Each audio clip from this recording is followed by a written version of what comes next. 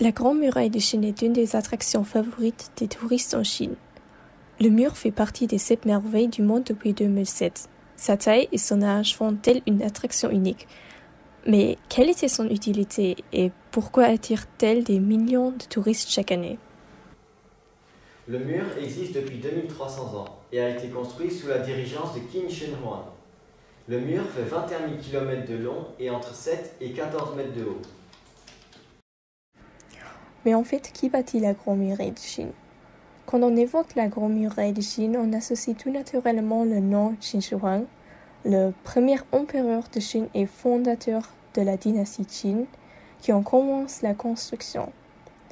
Après son règne, la Grande Muraille va connaître de nombreuses modifications au cours des dynasties qui vont se succéder et sous l'impulsion de différentes autorités.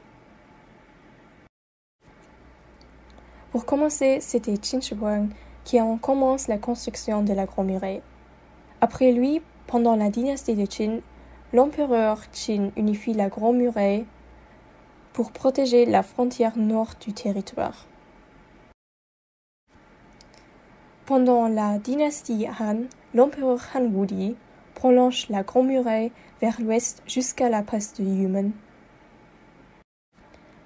Pendant la dynastie Ming, une grande partie de la muraille était restaurée. Le général chinois Qi Jiguang supervise la reconstruction de la Grande Muraille. Finalement, pendant la dynastie Qing, les empereurs de la dynastie n'ont pas poursuivi la reconstruction de la Grande Muraille et se désintéressent complètement.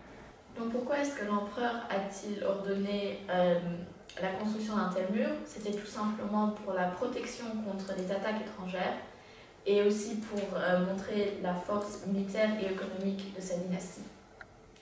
Donc les caractéristiques intéressantes de la Grande Muraille sont notamment les différents matériaux avec lesquels elle est bâtie. Ces différents matériaux sont toujours spécifiques à l'environnement, c'est-à-dire que différentes parties de la Grande Muraille ne sont pas identiques. Ces matériaux spécifiques font qu'elle se dissimule très bien dans son environnement et qu'avec une certaine hauteur, on n'arrive pas à l'observer à l'œil nu. Le secret de la longévité du mur est le riz. L'amidon du riz permet à la chaux de cristalliser et avec le temps, le mur s'est renforcé.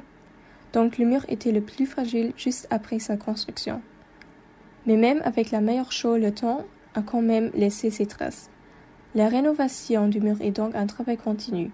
Surtout pour les endroits du mur les plus touristiques, la conservation de cet emblème historique est cruciale.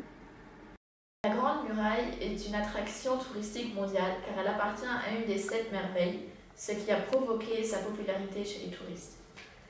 En 2010, la muraille a été visitée par 60 millions de touristes et certains se lancent même le défi de la traverser entièrement.